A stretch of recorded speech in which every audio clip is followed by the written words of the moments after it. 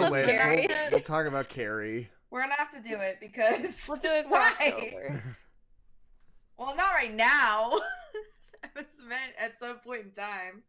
Stop everything. We're You doing know, Carrie obviously today. have- You're the Kezia. You're the type of person who thinks that Victor Frankenstein isn't the villain of Frankenstein. That is absolutely not true. I'm just Oh, saying. but that Carrie's the villain of Carrie. No, I I'm see not how saying it is. Carrie's the villain of Carrie. I'm just saying that you can't justify murdering people just because they bullied you. That's all I'm saying. I'm saying if you have Sue's psychic the powers, I hero think of you can do Carrie. whatever you want. That's true, Kezia. Have you considered who's gonna stop me? Yeah. It's Carrie's mom. Actually, Carrie stops herself. That's true. She stops herself. Maybe the second song in our Carrie cover band should be "Don't Stop Me Now." Yeah, there we go. I'm Cause I'm killing killing my all my mom. schoolmates. Tonight I'm gonna have myself a real bad prom. Oh my god. Gonna ruin prom for everyone tonight. And the school is set ablaze tonight. Yeah. Yeah. 500 degrees. Call me Mr. Fahrenheit. I'm gonna step. I think it's pretty good. Anyway, That's spoilers Freddie for Mercury. Carrie, I guess. Spoilers for Carrie. How do you think Freddie Mercury would have reacted if you dumped pig's blood on him? Like, I think he'd take it pretty well. I think he I would think just like he go would've with loved it. Yeah, I was gonna Yeah. say. I think you would have thought it was I fun. could kill a girl out of you. What was Yeah. Can't stop me. Can't stop me. that? Can't stop it. We should stop this bit though eventually. Yeah, we should stop. I don't know. It's going really well. Adeline, you see the stream on YouTube now, yes? Yeah, we're good. Okay. We're good. What's up, Dylan and Ian? Nice to see you. Dylan. Hello. I have to say Dylan like that every single time. It's in my contract. It's It's not even how he says it in the movie, but that's just how I right, say yeah, it. that's one of those things, because we looked it up, and he's just kind of like, Dylan. And you're like, it's because Predator is one of the rare movies where Arnold Schwarzenegger is kind of trying to have an American accent. Yeah, exactly. So it's not like a full-blooded Dylan. It's more like Dylan. more like Dylan. Dylan. Somehow I had never like Arnold Schwarzenegger is just Arnold Schwarzenegger in my head, and I just had never considered that it's an accent that he's speaking with. He just has a Schwarzenegger Yeah, accent. that's just what he talks like. Right. Yeah. Oh my god. I've been recording. What are we doing about that? Well, I'm recording too. I'm good to go. What do you mean, what are Hello. we doing about All that? of our bits. You should Sorry. stop recording. That's a problem. We should do something I'm about so that. confused. Oh my god. We no, do this stream every week. What part are you confused about? But we changed when we started recording. That was a Right, new right. change, and I can't remember. And Yeah, I just had to get up record. a little bit because Franklin was doing shit, and then now it was now. Just record, it's Got it. fine. I sync it up later. I've got my own life going on, Jackson. Okay.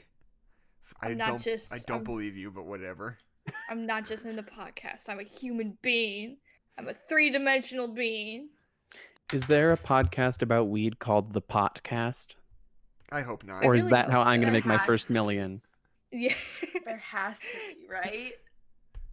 Like by now, God. at this day and age. Gotta find In it. this economy. These days. Yeah. Yeah. Anybody got any funny stories? There's casually Dick the Jackson's- podcast. Did you just look up weed podcast? So yeah, it's by Jenny looked up the Kane covering podcast. marijuana for USA Today podcast. Oh, it's like a real that's one. like- It's like a journalism podcast. Barf. Yeah, that's some white collar weed usage. Yeah. The That's HuffPost what I'm Weed looking for. podcast. Yeah.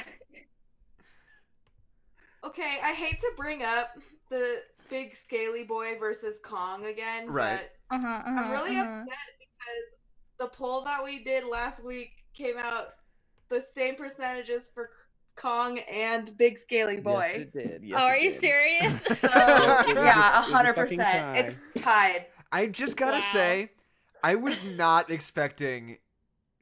I thought like this is not just about that poll. This is just about life in general.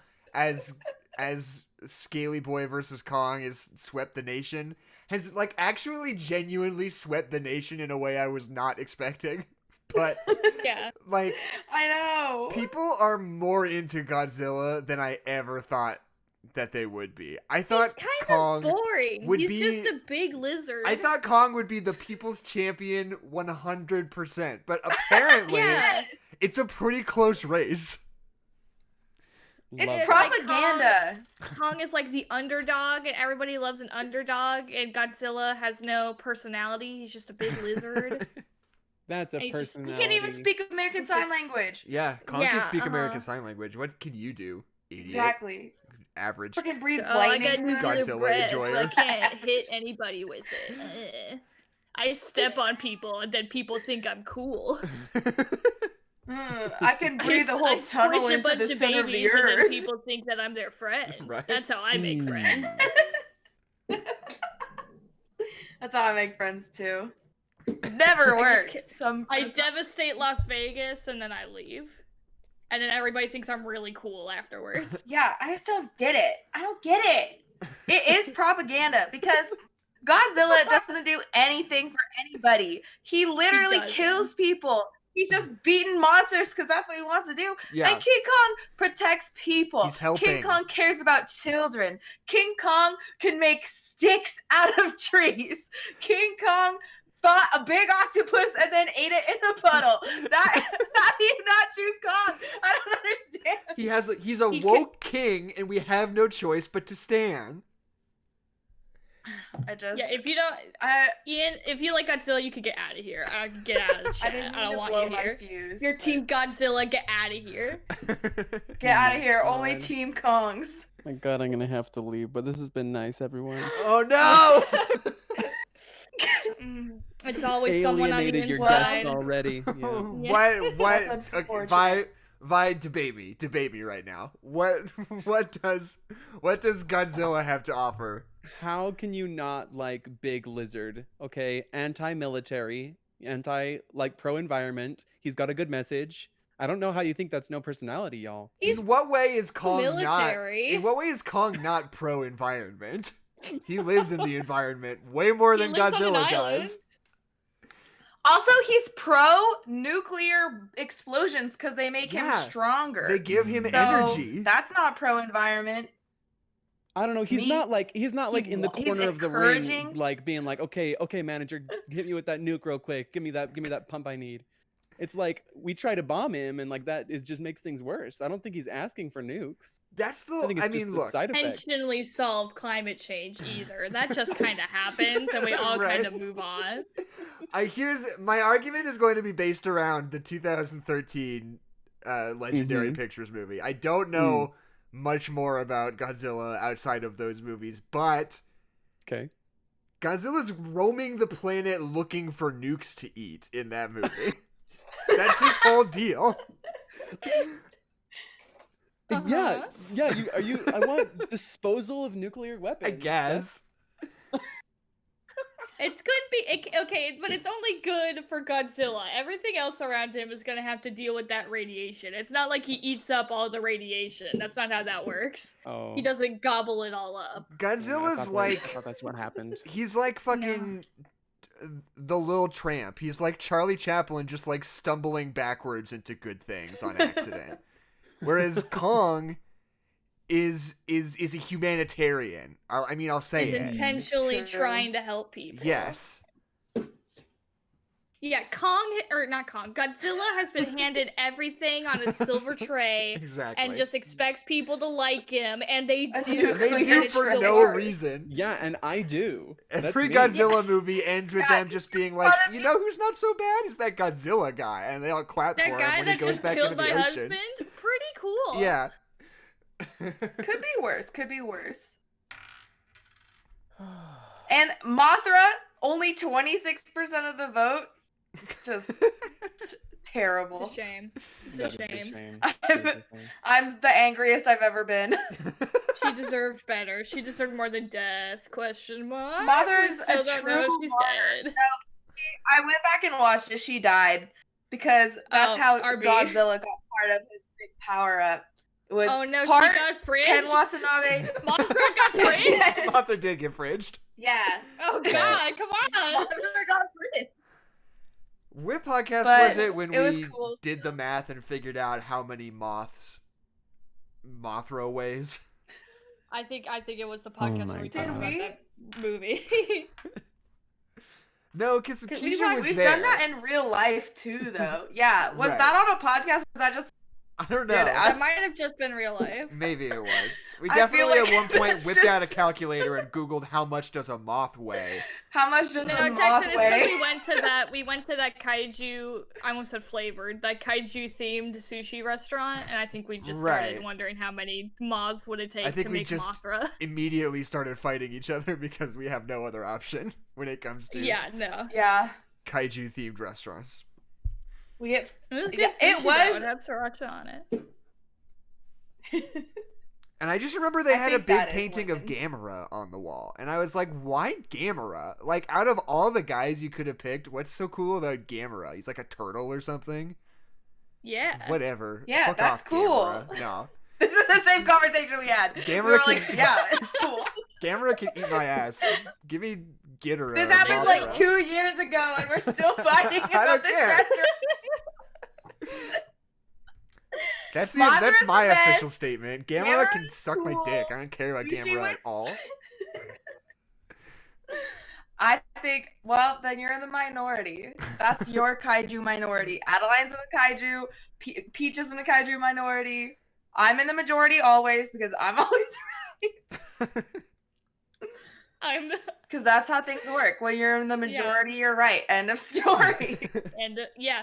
Anyway, about the movie we watched Yeah. this week. So hey, what's up? Welcome to No Nerds Allowed. It's a podcast about movies for the most part. And my name is Jackson McMurray.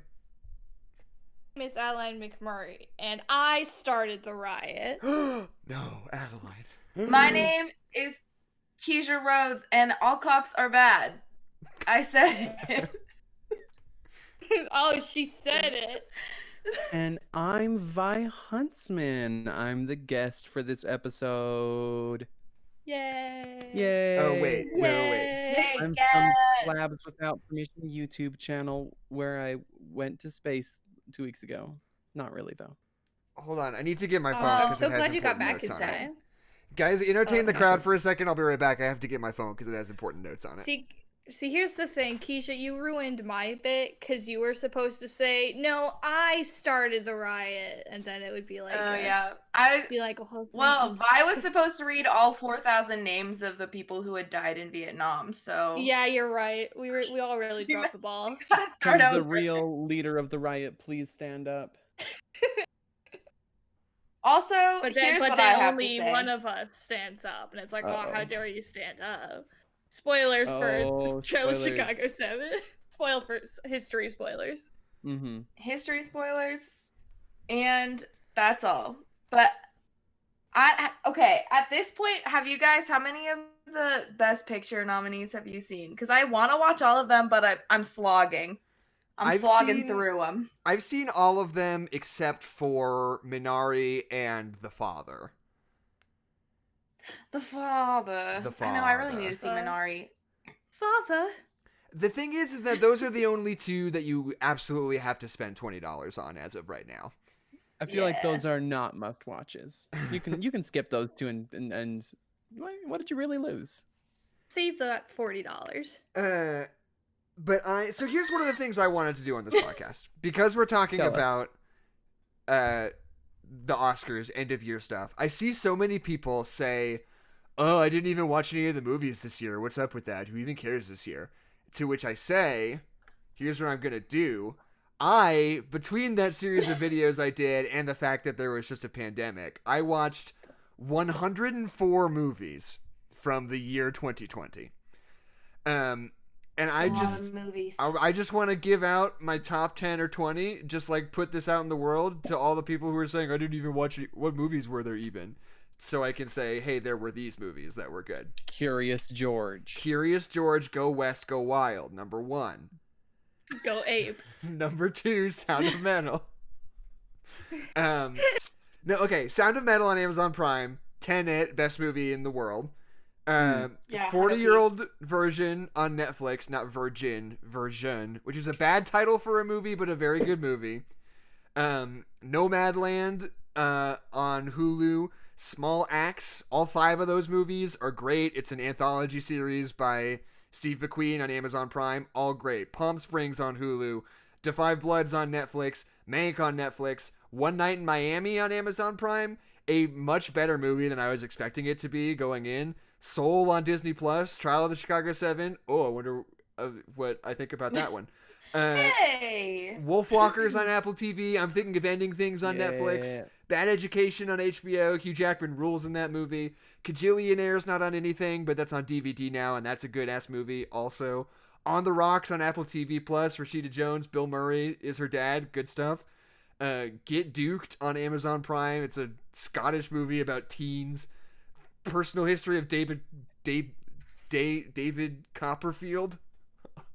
That's just on DVD too. King of Staten Island, Pete Davidson, pretty good. That's on DVD. The Invisible Man, First Cow, Onward, Ma Rainey's Black Bottom, An American Pickle, Bad Hair, Uncle Frank, Borat 2, His House, Bad Boys for Life. These are just a few of good movies on from the year 2020. That was, I don't know, that was like, I got to 30. Those are my top 30 movies of 2020. All very good. You gotta come up with a name for that, because you can't. No one's gonna say like, this movie was in the top 30 recommended movies by Jackson on the No Notes Allowed podcast episode where they talk about the trial of Chicago 7. Well, you gotta here's come up the with thing. a catchy name. It gotta be brandable. Yeah. What if?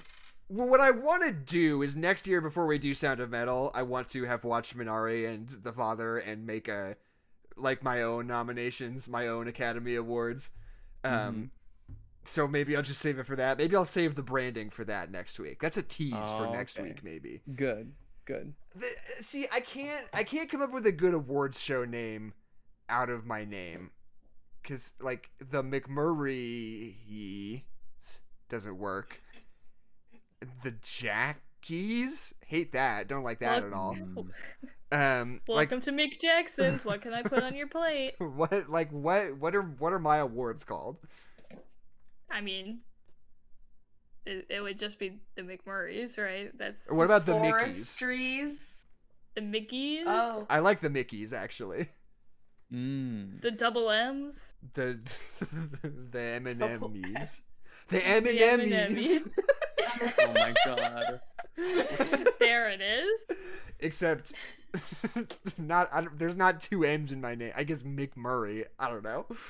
Yeah, there Yeah, are 2 yeah. M's in your name. Okay, Jackson. fine. All right. So next week, get ready for the M&M nominations. That is a wonderful word. That's great, because it's M&M nominations. That is Right. awesome. like because it's That's like the very fun to it's say. like the Emmys also. Okay. Do we want to talk about the film in the title and thumbnail of the stream today? Would we like to? Yeah. Which one? The trial of the Chicago 7. Let's do it. Let's talk about it. Or is it 8? What? Or there 8, really? It's not. Spoiler alert. Well, no, there are 8 of them. it is, but it should. There are 8 of them, but he's not part of the Chicago 7. That's the whole thing. Yeah. That's the whole thing. Yeah. It was Well, it's part of the thing. It's not the whole thing. mistrial. It's part of the thing, but Let's he's not talk part of the about Chicago that. 7. So, Trial of Chicago 7. I'm gonna look up the Oscar nominations right now. One moment. We already did that. We already did that whole thing. No, I want to say what this movie was nominated for specifically. Oh, gotcha. I was about to say, that was like 20 minutes last video. We can't do that again. And by video, I mean podcast. Podcast. It's easier than video. Okay, so this movie was nominated for Best Picture, Best Supporting Actor for Sacha Baron Cohen, Best Original Screenplay, Best Cinematography, Best Original Song for that song in the credits, and Best Editing. I think it deserves to win Best Editing. That montage at the beginning is amazing. Right. I don't know. I have a complicated relationship with like sort of the direction and the cinematography and the editing of this movie. Maybe, I mean, this is just, it's a very specific phenomenon because Aaron Sorkin is like one of my favorite screenwriters. And like, it's obvious, it's a very, I think Sorkin is very hit or miss when it comes to television writing, but I think his motion picture screenwriting credits are kind of impeccable. I think that, like, Steve Jobs is a movie that I have watched, like, easily, like, a dozen times in the last year. Like, I have put on that movie so many times, it's like a genuine problem. I love that Steve Jobs movie so much. And The Social Network, obviously, is also one of the best movies of all time. And what is great about those movies is that not only does that Aaron Sorkin script rule, obviously, but, like, you've got some of the most talented directors in the world directing that great script. And I just can't help but feel that Aaron Sorkin is not quite as good of a director as he is a writer. Because it's very easy to compare, right? It's like you take a Sorkin script directed by David Fincher or Danny Boyle or Mike Nichols, and you're like, whoa, that rules. And then you take an Aaron Sorkin script directed by Aaron Sorkin, and you're like, that was pretty good. You know, it's like, there's just sort of a comparison to draw in a way that not a lot of directors have that disadvantage of, you know, being so easy to compare to themselves. Yeah. I mean, that just being said, Mexican standoff. Like, you guys have to fight. He only started like his most recent directing credit, or his oldest directing credit for film, is Molly's Game in 2017. Yeah, he's only directed 2 movies. Is not. Yeah, it stands to reason that he wouldn't be as well versed in directing, but I never felt like it was distracting in this movie. Like, no. Was it phenomenal and groundbreaking directing? No, but I think that it told the story in a really compelling way. So I wasn't mad at it. Yeah, I think it's directorially, it's pretty, I don't want to say boring. It's not like a Chris Columbus movie, but it is like zing. It's just like, I don't know. I don't want to call it like a point and shoot, because it's not. He does do some very cool things, especially with crowd work. But just, I think the editing is super cool. The way that it layers stuff, where like it will like layer testimony from like the stand up to the court to like the actual event to like actual footage, like actual historical footage, and the way that it like layers those things to like really give the audience like the full story from the perspective of like so many people, like so quickly and all at once, is just such a cool thing. And like, especially because this movie is like 90% just a documentary, because like the only really like story other than like the story of what happened to the court case, it was like we just followed basically the like, I don't want to call it character growth because he's not a character, he's a dude, but you know what I mean, the character growth of the dude who starts the riots. And he starts off like being very like pro-establishment and wanting to like respect the government, and then how he's like changes to like really like respect the people around him who are doing things differently and stuff like that. Like, that feels like the only like storyline like goes through it, other than just like depicting the history of it. So it's kind of cool. So I think the editing of like that historical, really quick, like showing you all the sides and giving you all the information so succinctly is so cool and so effective. Yeah, I think that's what's really great about this script, which I do think is a pretty great script. Is just the way that it paints different characters' political ideals in really specific, really succinct, and really effective ways, right? Like, the way that characters talk to each other and bounce off each other, like, you can, like, pinpoint what their ideals are on, like, a political compass, like, so quickly through just, like, a few lines, and it really makes sense the way that they bounce off each other and interact with each other, just based on the minimal information you're given about them, you know? Yeah. I think these characters are so well drawn in that sense. Totally. I think it's just fascinating, like, And I don't know, in that montage, I wanted to ask you guys about the montage at the very beginning, because I'm kind of two minds about it, because on the one hand, it does kind of kick ass. Like, it's very high energy, and you're like, let's fucking go. Trial of the Chicago 7. Let's get this trial done, baby. You're, like, amped up for this movie you're about to watch. But it is, like, taking a lot of, like, very, very serious tragedies of the 20th century and just, like, hitting you with them with, like, this very, like, peppy, very upbeat, very, like, exciting music all at once. And it's, like, it's very effective in the sense, because a lot of what this movie's doing is that it's taking these very serious things and it's sort of packaging them in a very fun to watch environment, you know? It's making it snappy and kind of jokey and fun, like, you know, until it isn't.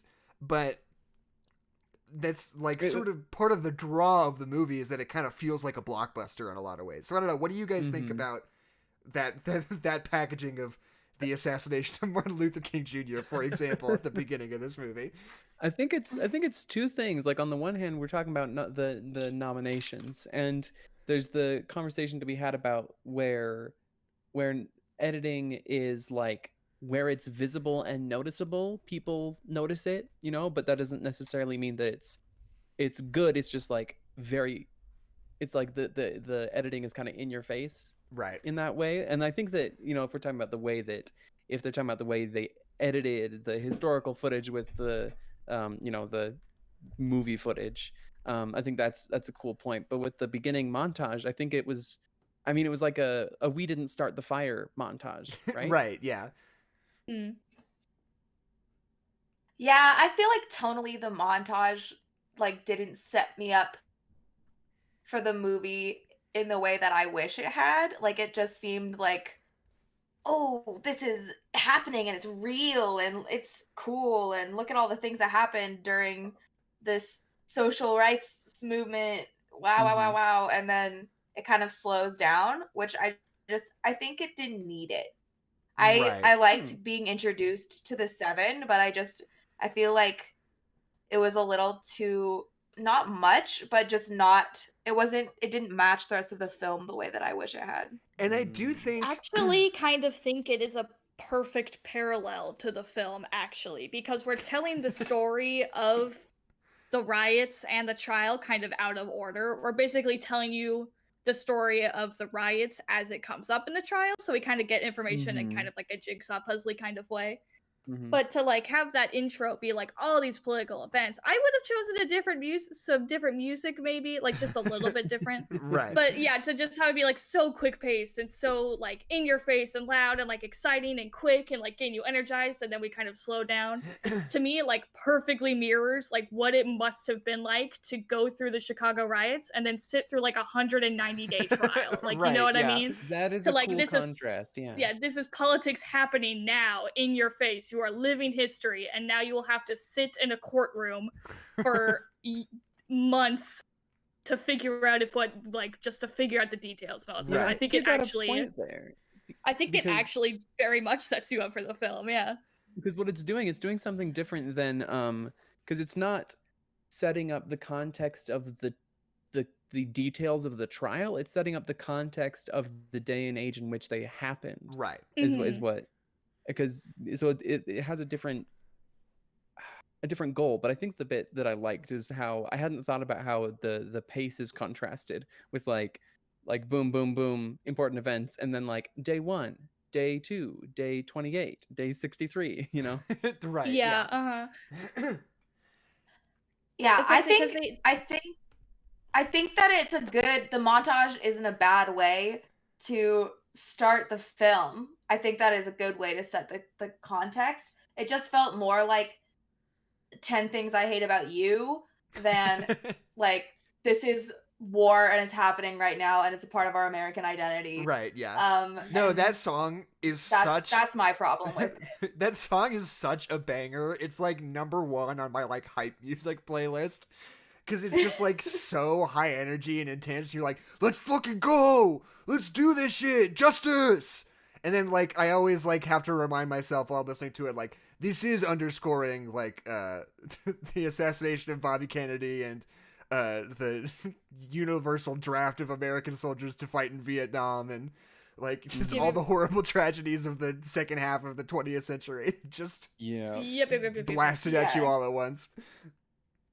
But yeah, and I think yeah, I think it's hyping you for the wrong thing. Right, like, yeah. The song does not match the imagery. I think, so one of the things I talked about a little bit off mic, but I want to talk about on the show is I love the phenomenon when there are like multiple movies that come out within a really short span of each other that are like kind of about similar things, especially when they're like true story movies that are about like the same people sometimes. I'm talking specifically about this movie and Judas and the Black Messiah, but it also happened like a few years ago with like Dunkirk and Darkest Hour and Hidden Figures and First Man, like all these movies that are like about the same... The Steve Jobs movies. The two Steve Jobs movies, of course.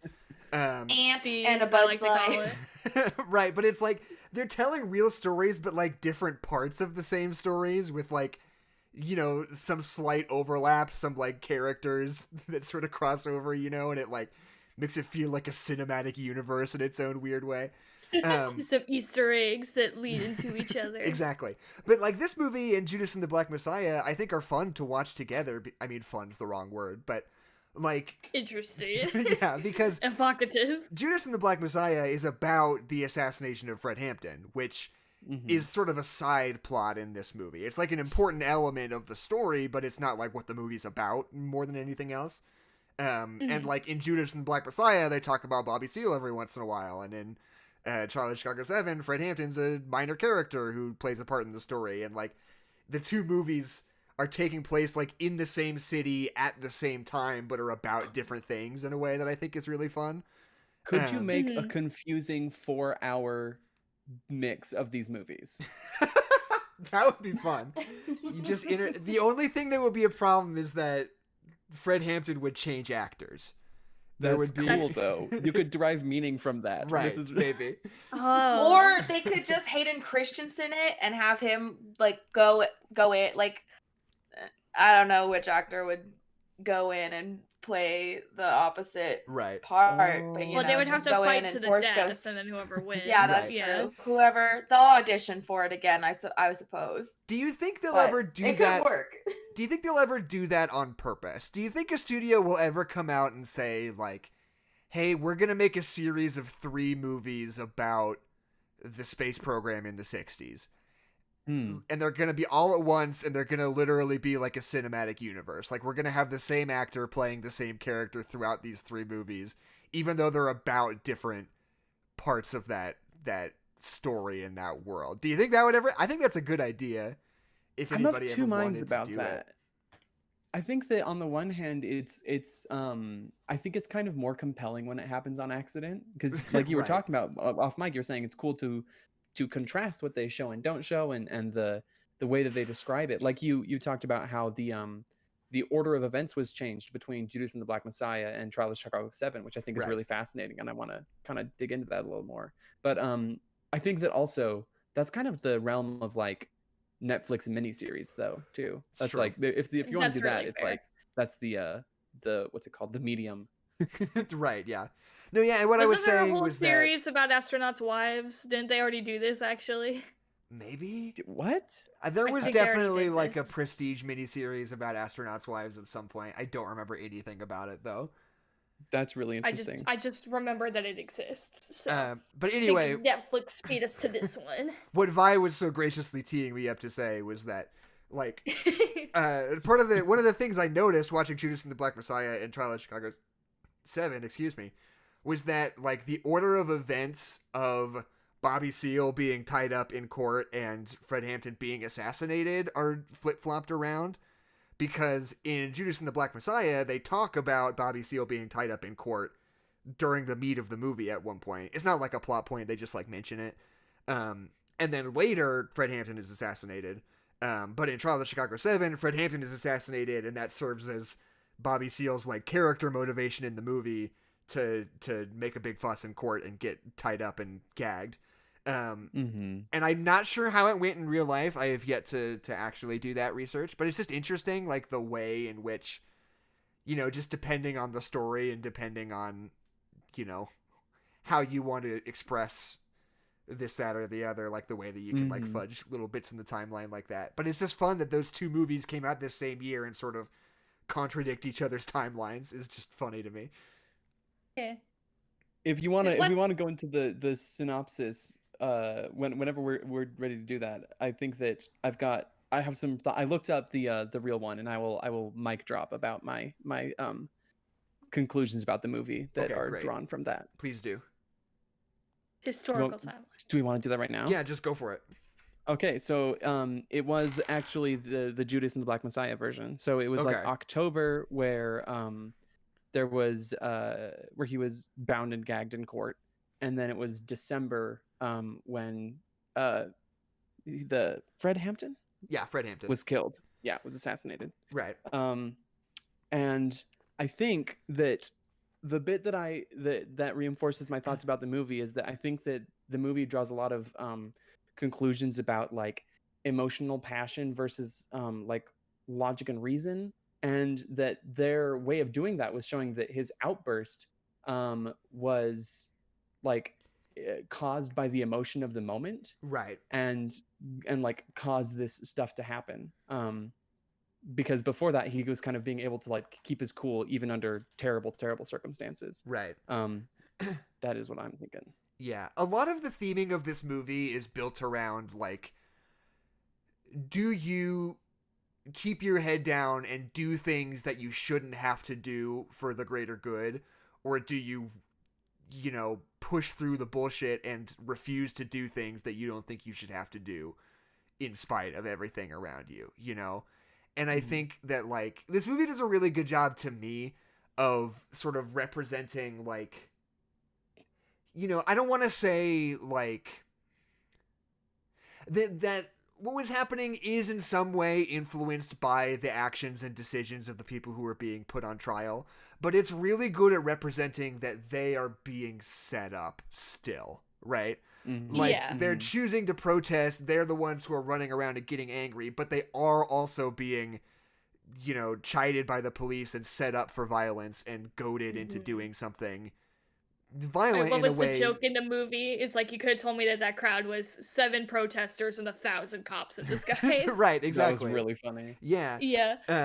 And it's good at like, you know, showing the flaws of like these different organizations at the time, while also being really clear about the fact that it wasn't their fault, really. You know, like, they were being taken advantage of in a lot of different ways, on top of whatever, you know, their own infighting and their own flaws as organizations, whatever those may be. It doesn't really matter in comparison to the ways in which they're being set up for failure by the rest of society, you know? Like, it happened a few times where they'd be like, because they're trying to pin the riots basically on these 7 people and nobody else, because they want these like 7 leaders, quote unquote, to go to jail. Like, they don't care about anybody else. They just want these people to be put away so they don't have to deal with them. And there's when that undercover cop comes up and the lawyer's like, did anybody who throw a bottle, or any of them in this room? And she's like, no. And he's like, anybody who punched a cop, are they in this room? And she's like, no. Like, it just really shows that, like, they basically they didn't do anything wrong, you know? Like, they of course there's like inciting a riot and blah blah blah, but like all of the damage that people are like pointing out and saying awful is like, did these people do it? And it's like, no. Like, actual crimes, no. Right. But yeah, and it's all about, or like, just go ahead, Keisha. It's just, like, seeking justice in an unjust system is never going to turn out well for that person or set of people. Like, they all go to try and get a permit to peacefully protest in the park, or to peacefully protest outside of the DNC. It doesn't work. Like, a bunch of people go and try, and they say, this is going to happen. This isn't a threat. This is a warning. Like, people are coming, and they're angry about it. And then they go and try to get Tom bailed out of prison because he was trying to help his friend out. And they're literally walking down the street and are confronted by cops. Like, there's all of these systems that they're trying to work through in a just way are pushing back on them to the point where like you have to just work outside of that system, which is all of those leaders. There's like a mix of people who worked within the system and out of the system. It's interesting to frame in that way. Here's the metaphor. How a film it's so weird how a film not about the Black Lives Matter protest could seem so much about the Black Lives Matter protest. Because all of the times when they're taking you through the riots and what happened, every time that the protesters would go somewhere where there's cops, and they're like, all right, let's go back to like where we're allowed to be, like where we were, where we won't start a fight. And they go back there and all of their exit routes are surrounded by the police. It's like, oh, that literally happened. Right. So many times during the Black Lives Matter protests where they would try to leave and they would make it so that you couldn't leave. And then when you didn't leave, they would beat the shit out of you and pepper spray you. Like that's literally, we literally already did this during the Chicago riots. No, yeah, I mean, it's obviously, and it's weird because this movie wasn't made in reference to that because that happened like 3 months before this movie came out. And it's just one of those wild coincidences where you would think somebody would be scrambling to make this movie like right now, and it would come out like a year from now, and everyone would be like, geez, yikes, yeesh, topical much. But like this, you know, like it's just everything lined up. I don't want to say in the right way, but like everything just lined up for this movie to be like as topical as it possibly could be. Because I mean, like I said, a lot of this movie is about, you know, like sort of leftist infighting and like how we all want the same things, but we disagree on how to get it. And here's the metaphor I came up with for society. Are you guys ready for this? This is what I was thinking while I was watching this movie. Are you putting on your Joker face paint? Yeah, I've got the Joker on. So, okay, you're starving, right? And Dwayne "The Rock" Johnson has a bunch of food. And he says, well, Jackson, I know you're very hungry, so here's what I'll do. If you can beat me in Monopoly, I'll give you some food. So you have 3 options, right? You can try to beat him in Monopoly to get the food. You can fight him physically and just take the food, or you can try to make friends with him and just convince you to give him the food even though you didn't play Monopoly. And like that's sort of just when it comes to like leftist ideology, that's the decision you're faced with, right? Like you gotta get the food. And there's this like scenario in front of you. And the problem is, like, deciding between those 3 options that all seem really tough. That, like, all, like, are equally sort of hard to pull off. And that's, I think one of the things I like about this movie a lot is that it doesn't show any of those 3 options as any more or less viable or reasonable than any other.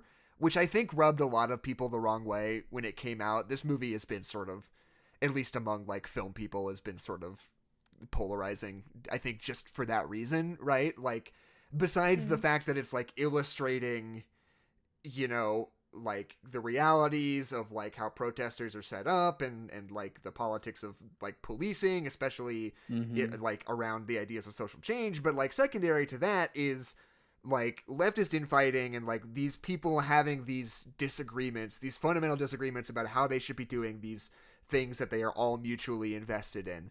And the movie isn't really taking any definitive stance about which one is right, besides that, you know, we should still respect each other even in spite of that, you know? Yeah, and fighting's gonna get us nowhere, is basically what the movie's saying. And, you know, which is not to say like, oh, reach across the aisle, you know, it's more like if it's not saying you should respect everybody. It's saying you should respect people who fundamentally want the same thing as you, but have a different idea how to get it.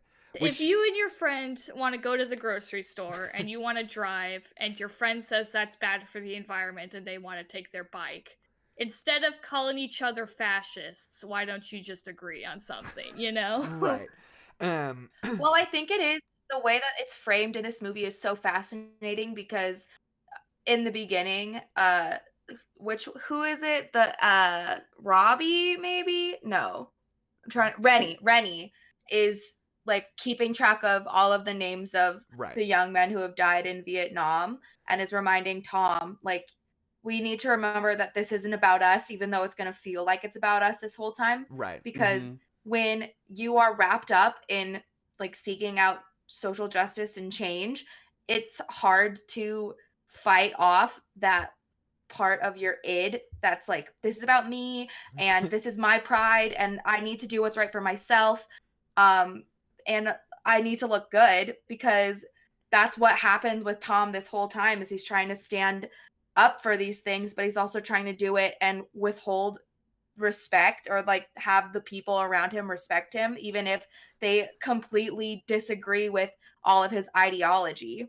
And so by the end, when he's like checking in and being like, so you want me to be brief and respectful and whatever, and then he goes on and reads 4,000 names. Like that, it's so good. It's such a good turnaround, because especially in today, like our generation gets so caught up with like slacktivism and posting things on Instagram and making sure that when we speak about social justice, like it's seen, and that doesn't actually do anything. Like that, the way that Tom had been handling things doesn't actually do anything, or it does something, but that doesn't do everything. Like we need people who are also out there being hippies and yippies and making jokes about it, and we need people who are out fighting the fight on the streets. Like we need all of these things happening together, instead of like you were saying, tearing each other down. It's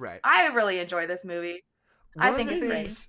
One of the observations that this movie makes when they're talking about like leftist infighting in the 60s specifically is Eddie Redmayne has that line where he's talking about Abby Hoffman, and he's like, the thing about you is that I'm terrified that 50 years from now, when we think about like social justice in the 60s, people are only going to remember you. People being crazy and goofy and being into drugs and sex and trying to levitate. Yeah, they won't take it seriously. Yeah, exactly. Which is like exactly what happened. Like for generations, like I knew hippies as a punchline before I understood them as any sort of political force, you know, when I was growing up and learning about history. I like when you walk into a fucking Jimmy John's, there's a big sign on the wall that says no hippies allowed, and it's like a fun little inside joke, like, don't we all hate hippies? You know? And it's like that has to be like one of the most productive and successful pieces of like government propaganda in history. Like the way that people just hated hippies for so long. And it's like, if you like break down what that means, like if you walked into a fast food place and they were like, hey, if you protested the Vietnam War, get the fuck out of here, you'd be like, hey, what the hell? Like, that's not cool. Like, that's not how we do things here. But like, we turned hippies into just a punchline. Like the entire social justice movement of the 60s for so long is like distilled down to like, oh, these guys, right, doing LSD in the parks. They're stinky. Like, they're stinky. They don't know how to shower. It's like on a certain level, like he's supremely right in that moment. Like, and that's what I like about this movie too, is that it shows the like hippie movement as like a political movement, and it only, I mean, it, you know, it does a little bit only in a reasonable amount, I think. Trial. But it's like thinking of hippies as being a political movement who were very much right and very much justified in the things they believed at the time, you know? Like this movie like respects hippies as an idea so much more than like anything else than I can think of like in recent history, you know? I'm glad that it like part of the way that it portrayed them, it did, like, it felt, you know, honest and contextual. But I think that a way that it stuck to its messaging was how they didn't like water down bits of the hippies. Like when they were, I gotta say, I love that the character that they were trying to get a permit from toward the beginning for the park. Right. That was such a good character for such a short time on screen. But they were talking to him and they were like, we're going to be having sex in the park and we're going to set up tents and there will be drugs and that's what we're going to do. Just FYI.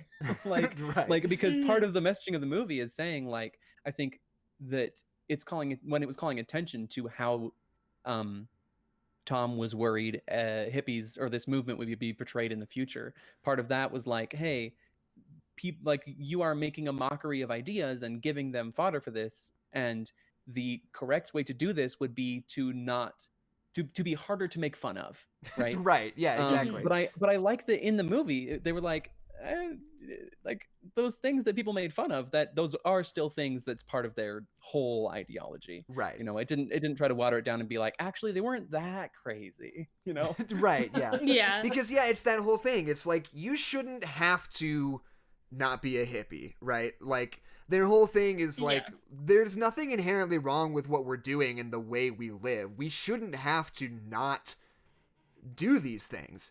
But an argument can be made that you should do it anyway, right? Because that's what's going to be the most helpful. You're going to have to compromise this thing in order for the greater good, right? Like they were saying about like if no one gets into office, then it doesn't matter what happens. Exactly, next. right. There are these things that like you shouldn't have to do, but you might have to do. You like ethically you shouldn't be forced to do this, but you might need to do it in order to do what you're trying to get done.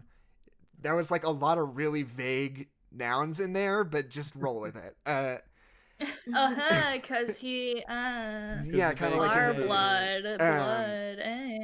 But yeah, it's just I think it's just a very relevant. It's one of those things that makes you realize. I mean, Mank does a really good job of this too, where it's just like, oh yeah, politics aren't as different as you think they are from what it was 40 years ago, 80 years ago, 100 years ago. You know, and like.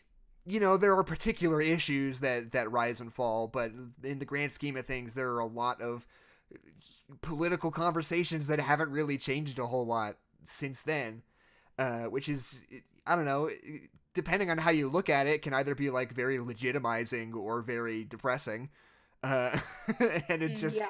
Well, like, David Dellinger, they were calling him a draft dodger because he didn't go fight in World War II. Right. And then at the same time, like, Tom is like, oh, I would never go fight in Vietnam. But they were like, I don't know how, I think it was their lawyer who was representing them who was like, I even have a hard time respecting you because how could you not go fight in World War II? Right. We were fighting the Nazis. And he's like, well, because I didn't want to kill people.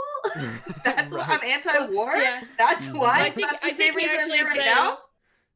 I think he actually says, he's like, we can have a conversation about it, but and then they like move on. Like, I think it's funny. He's like, I can tell you exactly what I was thinking, but you know. I just want to say, like, it's the same thing I'm thinking right now. Yeah. Right. Mark Rylance, who plays the lawyer, is so fucking good in this movie. I love him so much.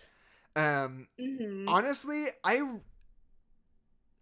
like Sacha Baron Cohen in this movie well enough, but I think much more deserving Best Supporting Actor nominations would be either Mark Rylance as the lawyer or Yahya Abdul-Mateen as Bobby Seale, because I think those two are like absolutely just knock it out of the park in this movie. I think they're so good. Oh yeah, in like very different ways too. Like Mark Rylance is just so great at being charismatic and witty and righteous in all exactly the right ways that make him not frustrating to watch and easy to root for, in a way that I think is so... He doesn't come across as like,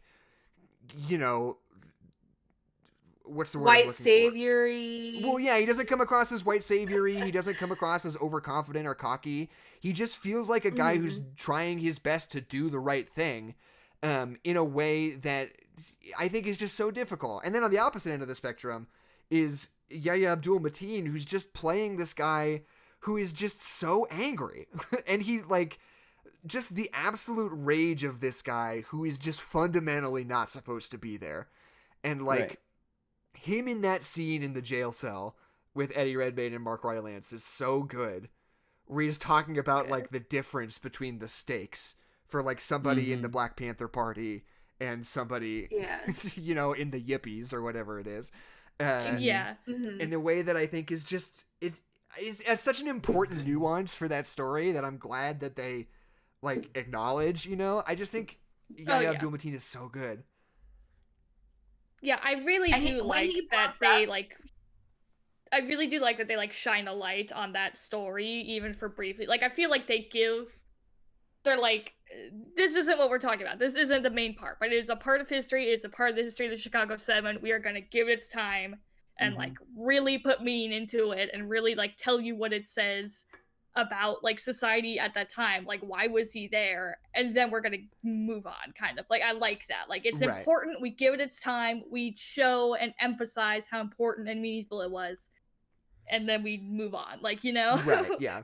I loved part of that story that stood out to me was how it, you know, it was obviously there illustrating the apparent racial tensions. Well, not like apparently, but like that they were apparent and clear. Right. And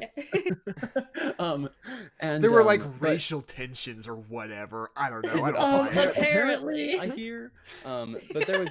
I'm being told that. But there was a lot of it that was I loved the storytelling. So, you know, he starts out, it's a kind of like badumch, like kind of look at the camera moment where he's like, you know, the news talks about the Chicago 7, and you're like, that's the title of the movie, and you're like, but he's like, but I'm the 8th person, I don't belong here. And I love how it, like, obviously it brings attention to it multiple times, but you understand that, you know, because of those racial tensions, they're trying to associate him with the rest of them to like, in a really disgusting way, make them look bad, right? But also to like, I lost it. But it's like the way that they're trying to associate them all with like the fact that he doesn't have a lawyer, and like they're like, oh, just represent him because you're all the same and you're all together, right? And you're like, no. So it's I like how they make that about more than it is. Right. No, yeah, I guess like it sets you. It sets you up as like a viewer with this toolbox of ways to identify different ways that systems are set up to make the smaller guy fail. Like, that's a really good way to put it. We asked for the trial to be pushed up because his lawyer just got surgery, and they ignore it because, well, why wouldn't you just represent him? And he over and over, like for months, is saying, no, I am not going to represent him because that is an injustice right there. I don't know his case. I can't represent him properly. He shouldn't even be here. So I'm not going to give you the time of day.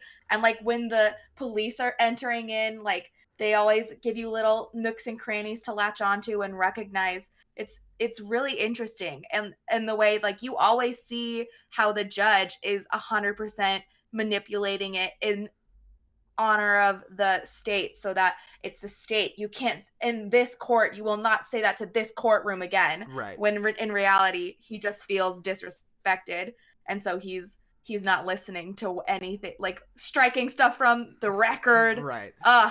Crazy. I love it made me not want to be a lawyer.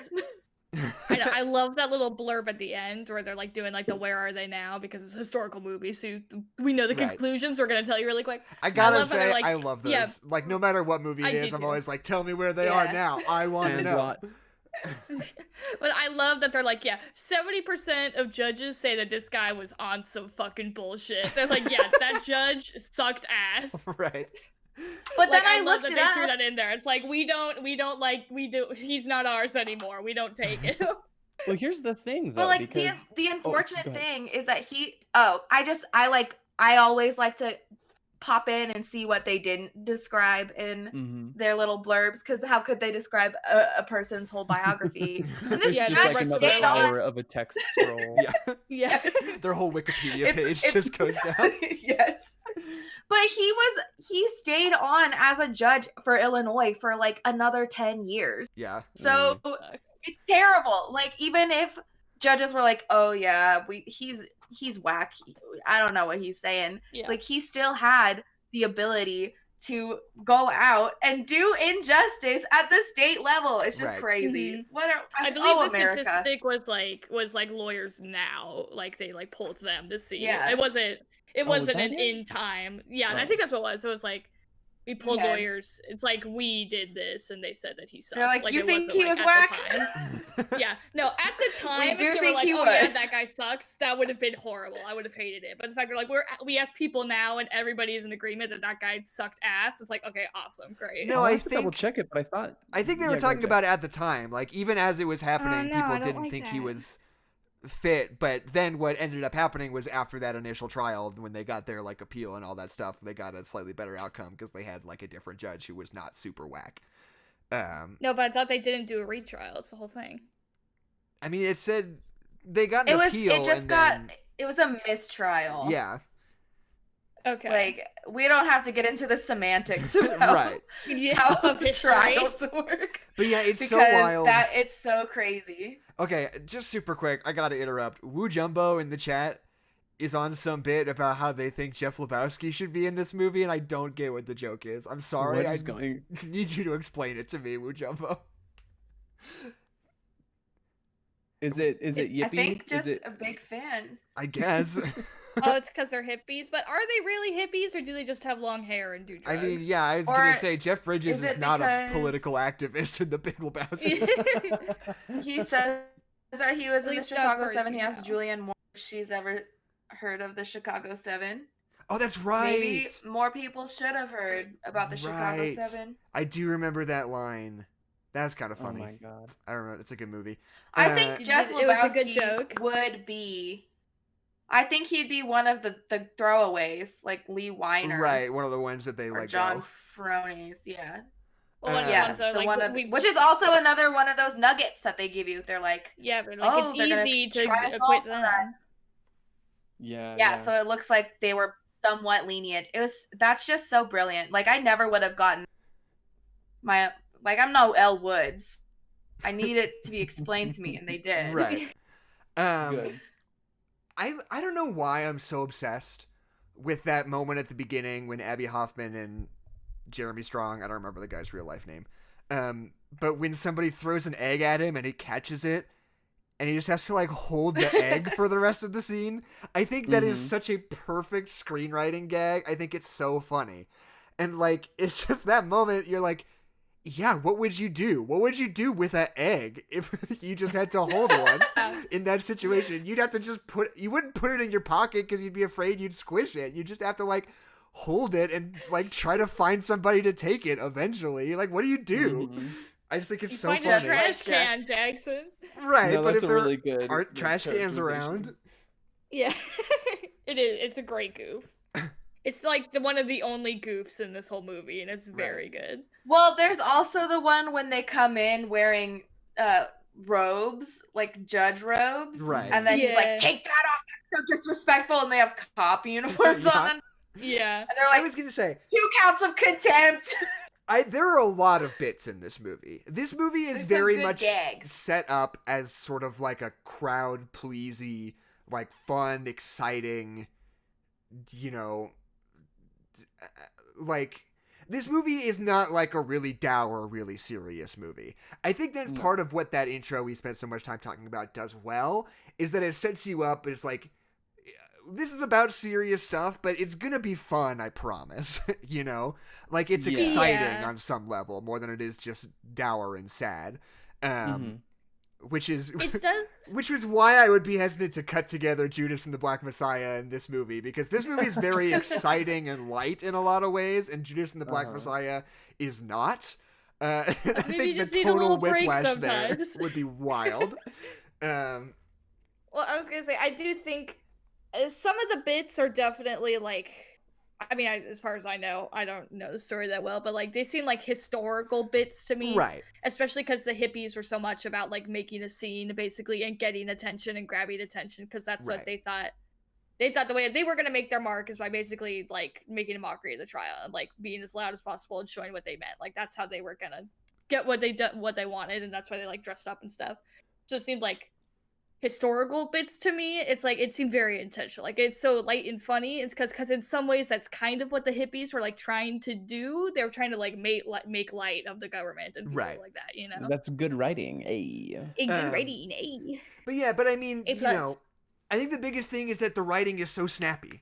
Like every little back and forth is like, it's not like a joke where you're like, oh my god, ha ha ha. It's just like clever and like funny, you know, in like a really quick back and forth way. Like, what's the moment where Michael Keaton's on the stand and the judge just goes, sustained? He's like, nobody objected. And then they're like, what we do? And like, just their rhythm gets interrupted and out of order in a way that's really funny. Or like, you know, this is obviously, it's the sort of thing that like reeks of being like a real historical bit that he put in there. But like the judge at the beginning, like constantly like forgetting people's names and not calling people the right names. God, yeah. And just how frustrating. And it's like, it is kind of funny, but it also just illustrates how thoroughly frustrating the entire ordeal is, you know? Like just that like right off the bat they can't even get him to call them by the right names. You're like, oh my god, dude. Or with like juror number 6 where like she's just obviously for them, like for their movement, and so then you can tell that she apparently gets a threatening letter from the Black Panther movement, but it's obviously not from the Black Panthers, but she can't just be like, no, I don't believe that. I'm gonna keep my family under like in this threat. Like that's so good. That's such a cool little as if the thing. government and they don't hasn't hold your people hand and through pretend it. it's the Black Panther movement. Right. And then she shows up. She's sitting there in the court and she's watching, and Dellinger's son is watching, and at first he looks like he's downtrodden, but then he's a little social justice warrior at the end, standing in clouds. It warms my heart. I just gotta say, socialist heart. When Michael Keaton shows up for the first time in this movie, like an hour and a half in, that is like Captain America picking up Thor's hammer to me. That's like, oh yes! Like I want to like jump up and like pound my fist and be like, yes, Michael! He's gonna fix it, I know he is! Never misses. I know he's bad 1,000. I know him. It was just so exciting. He's never been bad, he'll never be bad. And I was just one of those things, like they put it in the trailer, and I don't think they should have, but like just the fact that it's so late into the movie before he shows up, even if I knew somewhere in the back of my mind that Michael Keaton was going to show up at some point, I had completely forgotten about it by the time it came around. Yeah. So it's like, it feels like a surprise no matter what. You're like, oh yes, we're getting that Keaton bump, just like it's a real shot in the arm for the rest of the movie. I just love it. I love Michael Keaton. I love Michael I like Keaton that too. he plays like the good guy government guy. I like how he's just like, yep, the police started. Peace out, bitches. Like, I love that. But then, like, even that, but you get the former Secretary General or whatever the fuck he was, just being like, they were right, the president said so. And then the judge is like, actually, I don't think that counts. You're like, oh no, what? I know. It's like so wild. No. Yeah, and like I love that the victory, like the movie doesn't end with them like being set free, because that wasn't the point of the movie. Right. Like, yeah. It ends with because it wasn't about focus them. back on it. Yeah. What? But like it's so easy to fall into that pitfall of like, well, this is a movie about these people going to prison. Shouldn't we show them being freed from prison because we want the people to feel whatever, like a sense of, I don't know, like happiness after our film is over, because it is more lighthearted. But like we don't need that, because that's not where the sense of victory is coming from in this movie. Right. I liked it.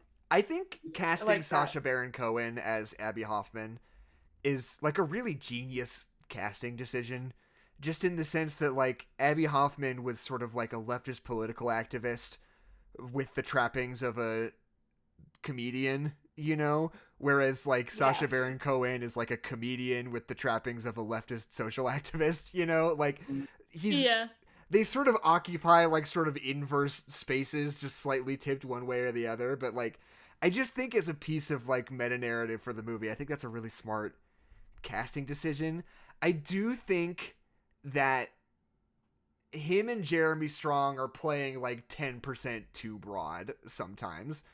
Like, especially the bits where Jeremy Strong is like complaining about that woman who like seduced him, and he's like, you can't just send somebody to ensorcel me.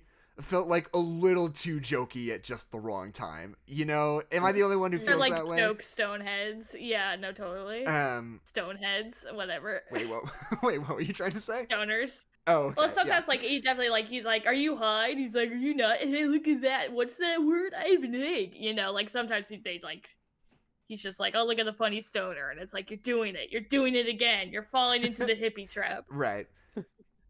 But yeah, and I think like as much as I do think that this movie is a really good portrayal of like Abby Hoffman and who he is, like there is still it's just that thermostat, right? Like switching between like 67 and 68 degrees sometimes. You're like it's a little too jokey right now. Maybe that would have fit better in another part of the movie, but for right now I'm just not feeling it, you know? Like the egg feels real and funny but ensorcelled, and then jokingly explaining the definition of ensorcelled just really quick. It feels like too jokey. Too many goofs. Oops, all goofs. Which is why also, I think we haven't said. Oh, I was just gonna say it really feels like they wanted to nominate Sacha Baron Cohen for Borat, but they decided they probably should just nominate him for this instead. But whatever, it's fine. Yeah, they're like, we can't nominate that guy for Borat because then we have to say that Borat has something to say, and we don't like it. Jokes. I do like how this movie very much just like, yeah, comedy and comedians have always been on the forefront of politics. Moving on, like I like how they just like totally like, yeah, this is totally reputable. This was a part of history. It changed politics. It was very important. Moving on, you know, like because like even today, I feel like we had weird. Sometimes we respect comedians and their political views and how they can get people on board with political views, and sometimes we don't. Like Borat is the perfect example. Like Borat is a political thing through and through, but because it's Borat, we're not gonna nominate it for something. Right? Yeah.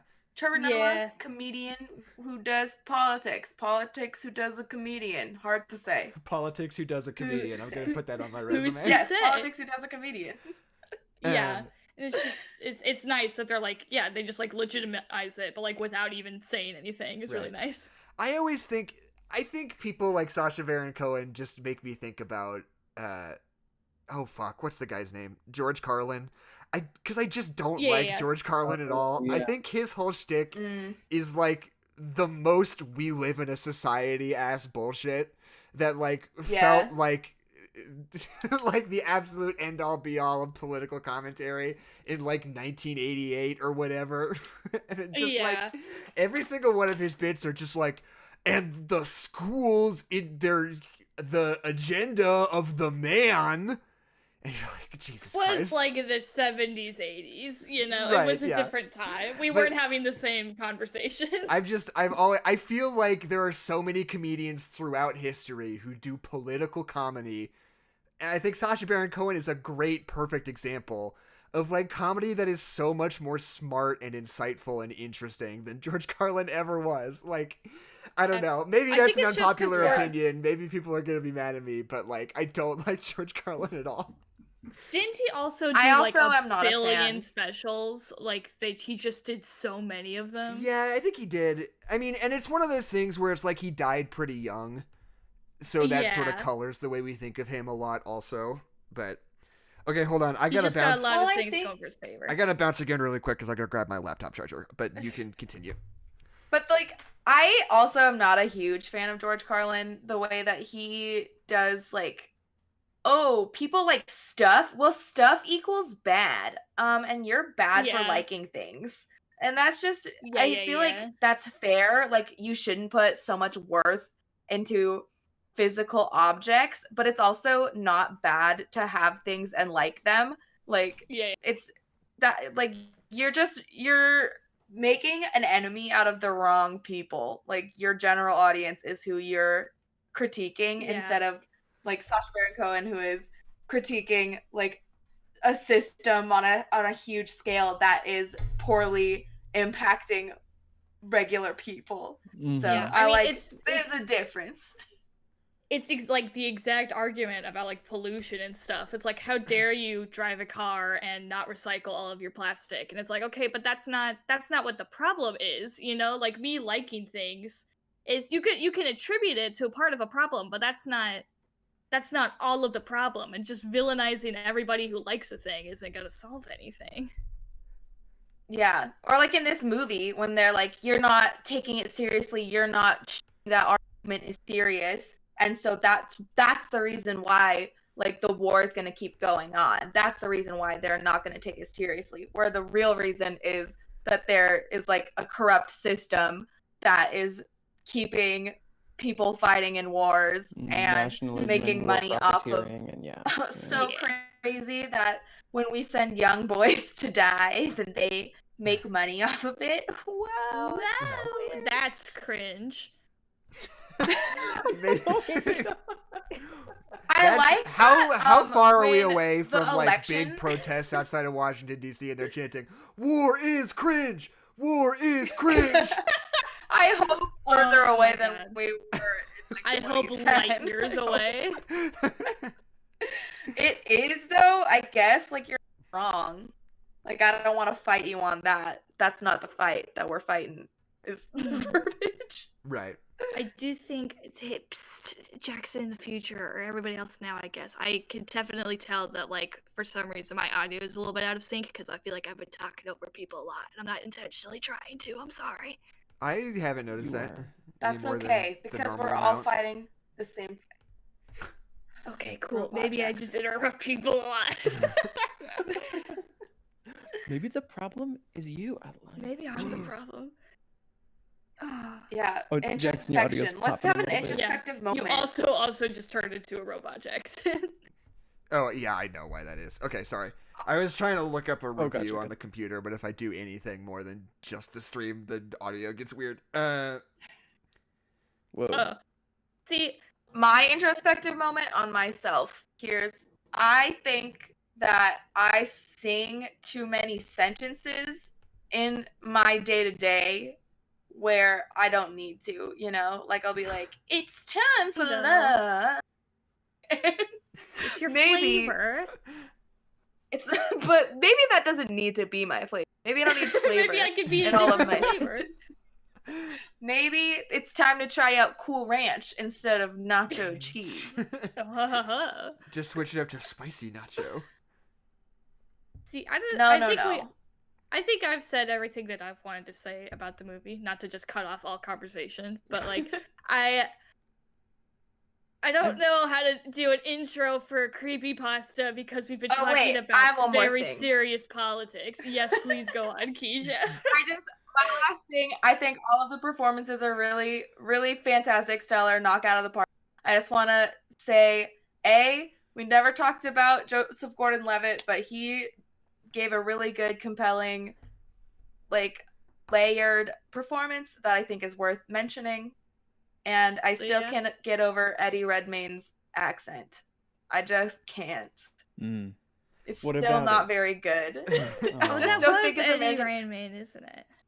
Yeah. I have a hard time. Like, I'm really good at picking up when an American accent is fake. Like, even if it's one that's just, like, there's no mistakes at all. And Eddie Redmayne's voice, there's just something about it that doesn't sound American.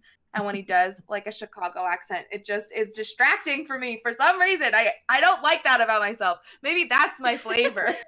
That I can hear fake American accents too well. His accent bothers me. Hilarious. It's just like the same thing happened in Promising Young Woman. Like Carey Mulligan's accent is flawless. Like she never like messes up, but I can just hear it. I just hear it for some reason. I don't know why. My ears are trained. That's all I have to say though. Love the acting performances are so good. Yeah, really good. But I wanted to ask you about American. Structurally with the narrative of the movie. Which was, I think there are exceptions to this, but I think there's a strong enough trend that it's something. I think that there's a lot of focus on. Y'all know the movie Crash? Yeah. No. Yes. Oh no. Correct me if I'm wrong, y'all that know about it and its history, but it won an Oscar. It won Best Picture. One Best Picture. That's what it was. Thank you. It in years since, and probably at the time, gained a little bit of flack. It was like this movie about a bunch of people's lives intersecting at just like the worst moments and like their interpersonal struggles and all the sides to there's multiple sides to every story and all this stuff. And one of the things that I remember being a prominent critique of it was how it reduced like complex issues to like personal grudges. And Yeah. and I think that I I um I think that I'm seeing something. I just got kind of some vibes of like reducing social issues to, or rather reducing institutional problems to individual people and their problems that they have.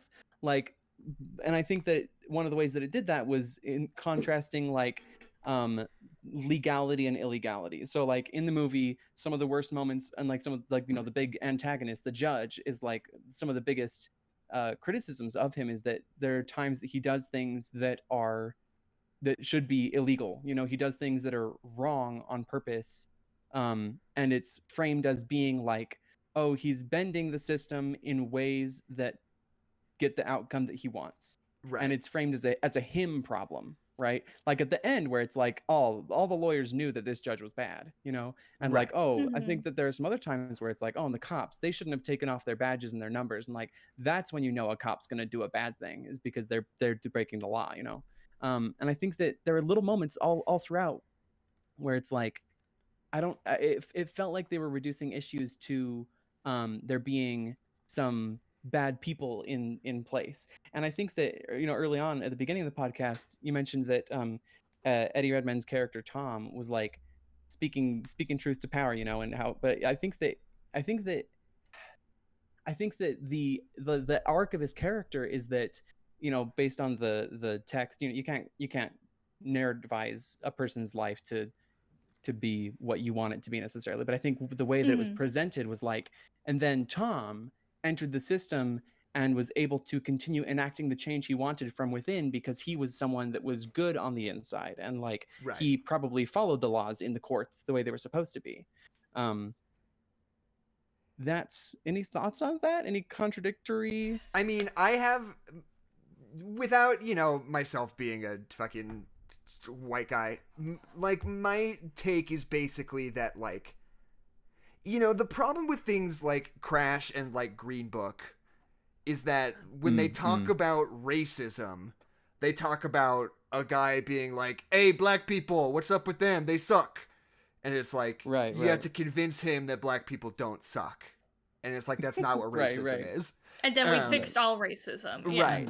I got some of those vibes about like but like toward misogyny with the frat boys. I felt like they had a very small role. It was very specific and very much a caricature, and it didn't feel real. Right. It felt like, and those guys, you know. So, but here's what I'll say is that I think that structural societal issues are also partly personal issues, right? The thing, it's not that the system is perfect and the only problem is bad people within it. It's that the system cultivates people being bad within it on its own, right? And the reality is that this judge does suck, and his biases are personal, and another person in that exact same position might not have done that. But I think it is also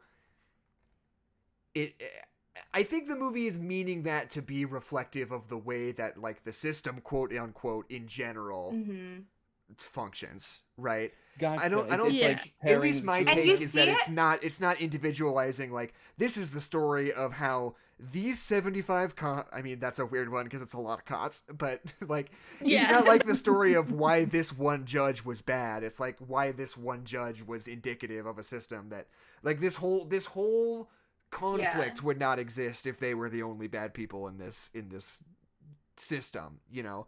And I think it's, you know, the only way that you can depict a corrupt system is to corrupt its influence on individuals within it. I don't think there's any meaningful way in a story like this where you could be like, and also you know, the whole system is corrupt and people with money are always in the power, and like, you know, all whatever things you could say, is a lot of big complicated ideas to be able to put in this already very crowded script about a real I think you're event, right, and also you it's know? like it is trying to get an Academy Award. You know, it is gunning for the the awards circuit for sure, and that's definitely part of the way it was Right. written and directed. And you're talking Yeah. about like Yeah. broad appeal, like it feels like a blockbuster version of like the like 12 Angry Men. You know, like it's a Right, court yeah. drama, but it's like Mhm. big emotions. Yeah, But I I think do, I like that. I like that because 12 Angry Men does boil down to like, here are 12 individuals who are taking this instance of justice versus injustice into their own hands. Whereas we see different levels of like the judicial system happening and functioning and taking advantage of different laws and structures. Like, you see the from the single judge all the way up to like the attorney general and the trading off of power, and how there was Right. just like a personal upset that caused a ripple effect of injustices all the way down. Right. And that's a really even good Seal, point. Yeah. like Seal at one point gets information on a certain law that had been passed that was supposed to be beneficial to him, and they're like, well, actually, because of this and this, you actually don't benefit from that, even though it was Right. meant to like be something for you. We actually are going to twist it because we went to law school and you didn't. He. Right. I can see though how like this film is very specifically about anti-war protesting, and Mhm. it was kind of generalized to be like, this could be protesting about anything, Right. which I think Mhm. does weaken its stance only slightly. Like, I still think it's important, especially the way that it dissects all of the ways that we witness injustice happening but aren't necessarily introduced to, so we are kind of lost in the sauce when it happens in front of us. Right. I think Mhm. that's my gripe, singular, is that they're kind of like, it could be about racial injustice or it could be about anything else, whatever you see, which is, I mean, that's true. Like, you should be able to apply this to all things, but I feel like if you're going to be so strongly in this anti-war settlement, then talk about it, Mhm. because they didn't even touched on the Vietnam War, but Like the not actual really, politics of the war are kind of not an issue in this Yeah. movie. Yeah, and I mean, Yeah, it, like it's my two things are like the first thing that would be what we were talking about of like balancing like interpersonal issues versus like societal issues, or like issues of the infrastructure or the government or the systems in place. And I feel like Jackson said, like both of those things exist at the same time, but like saying that all of them are one or the other is flawed. Like, I don't know, if if the system was horrible and corrupt but everybody was nice, that wouldn't make any sense, you know? Right. Like, they affect each other. Like, corrupt people are gonna use a corrupt system, but Or implement good one. people aren't gonna use a corrupt system, you know? But Yeah, I like how how it was mentioned that like the personal conflict higher up had a ripple effect through the system. So like mhm. even though even if the seed of it was like a personal gripe, like something like the fact that that a personal gripe like that can have such an effect is indicative Mhm. of a system that isn't working right, you know? Yeah. And I mean, I'm not so mad about them not making it specifically about anti-war, because I feel like as important as it was, and as we have had more conversations about the draft and like who, like in modern times, like who should the draft be about? Should we even have a draft? Like, we're still having that conversation, but it's just not as relevant as it feels. Like, I don't want to like dismiss it and say it's not a problem anymore, you know, but like it's not at the forefront, especially because we're dealing with other things.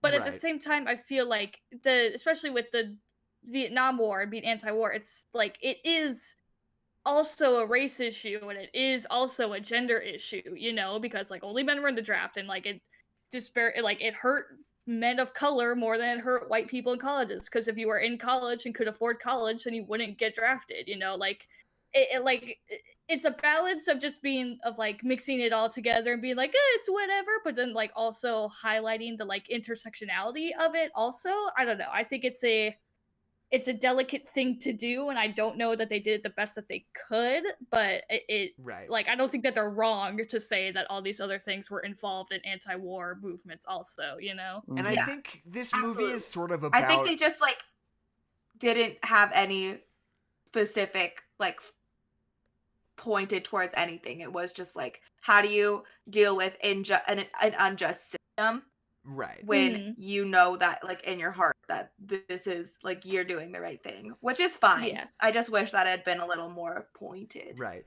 And I think it's also towards indicative anything. of like, you know, part of the whole motivation of these characters is that they are being put on trial, and in spite of that whole thing, they can't fucking get to the point. They can't quite get across what they're trying to get across to people because of this whole fucking political charade going on, you know? It's like totally obscuring everything they care about.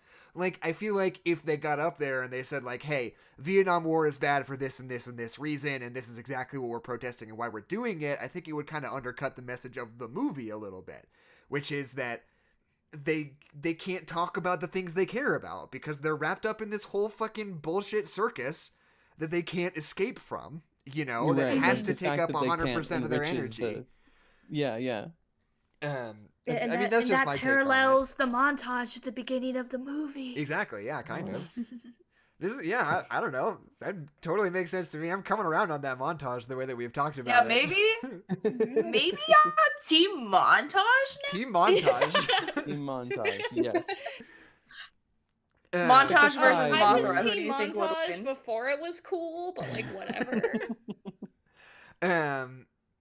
But yeah, and like one last thing, I didn't take a lot of notes, but like the one last thing I wanted to say, before I like run out of notes, is just that like I like the way that they talk about soldiers in the Vietnam War, that like makes it clear that it thinks of them as like young people who are being taken advantage of, not like heroes or patriots, but like victims, you know, in a way that I think is like a smart way to handle just tonally the way that they talk about soldiers in Vietnam. I think is good. Like when you hear Lance Corporal, whoever, it sounds like it's gonna be a 40-year-old man with a mustache and like wrinkles. But when you hear Lance Corporal, man, 20 years old, like that completely changes the conversation that you're having. Yeah.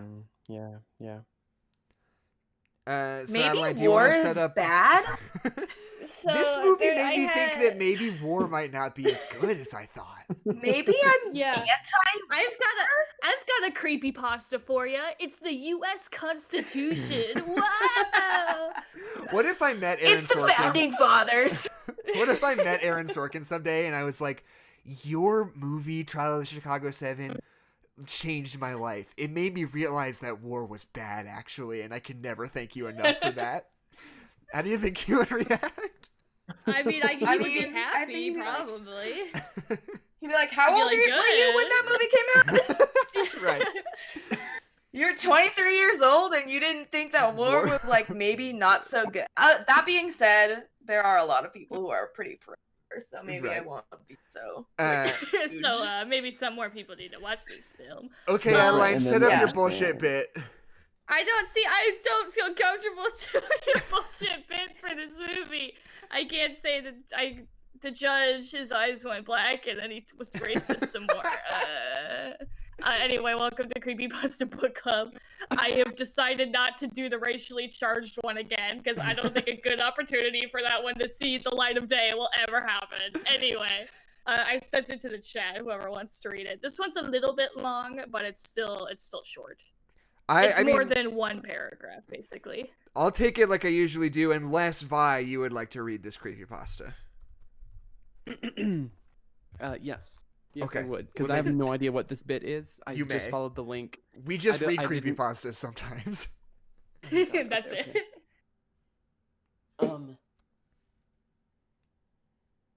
Okay. Length short. Submission by Mr. Balbus. Post date 17th of May, 2015. Ooh, Midnight Dancer. That's my birthday. A recent. It's not true. Ooh. A vintage. Have you ever had one of those feelings that something was wrong? I don't mean during the day either, but at night. I mean that sudden unprovoked feeling of dread that commands you to wake up. Funny. It's almost like nocturnal evil gives something off that your sleeping brain picks up on. I had one of those recently. It forced me up at 3 a.m. Normally when you have that feeling, you'd lay still, feigning sleep. Or if you're feeling adventurous, you'd take a quick check around the house. After you failed to discover anything. But I'm not like other girls.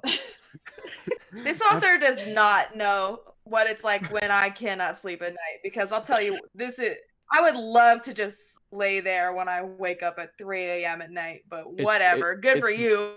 Bragging, I guess. Humble brag. It's the fridge or TikTok on minimum volume. That's what it is. Oh, yeah. Oh, it's 5 hours of TikTok. That's what it is. Mm-hmm. Mm-hmm. After you failed to discover anything, you'd inevitably crawl back into sleep. I should have done that this time. I should have stayed asleep. That night, I sat straight up. For the longest time, I sat there staring into the dark of my house before I even realized that I was awake. Then came the fear. That slow, strangling feeling that constricts in your chest and worms your way down your throat. I was alone in my home, wide-eyed and afraid with no explanation. I couldn't hear the telltale signs of a break-in downstairs or the phantom sounds of a leaking pipe. Oh. I had no reason to be freaked out. Oh, dear. But I was. Well, actually, yes, you did. I guess you didn't hear it. Okay, fine, whatever. Wait. Adeline, did you read this Those one are ahead the of time? only reasons. I did not. I read No. later parts. What they're You'll saying. see. Okay. What they're saying is that they were freaked out for no reason, because the reasons why you get freaked out in the middle of the night are A, there are signs of a breakdown downstairs. B, sounds of a leaking pipe. Those are the only reasons that you wake up and you're worried. And they weren't happening, but you're still worried. Nothing scary ever happens at night, Jackson. Come on. Okay. Mm-mm. Nothing bad ever I was happened on just these checking in beds. to make sure this was gonna get funny eventually. I hope so. Let's see. Without much thought, I got up and walked over to the window. I don't know why I did. I just peeled back enough of the curtain to poke my head through, and I stared into my moonlit backyard. I should have stayed asleep. Outside, prancing around my garden, was a clown. Oh no! Oh, dick! It had ruffles around its sleeves and collar, baggy pants and floppy shoes.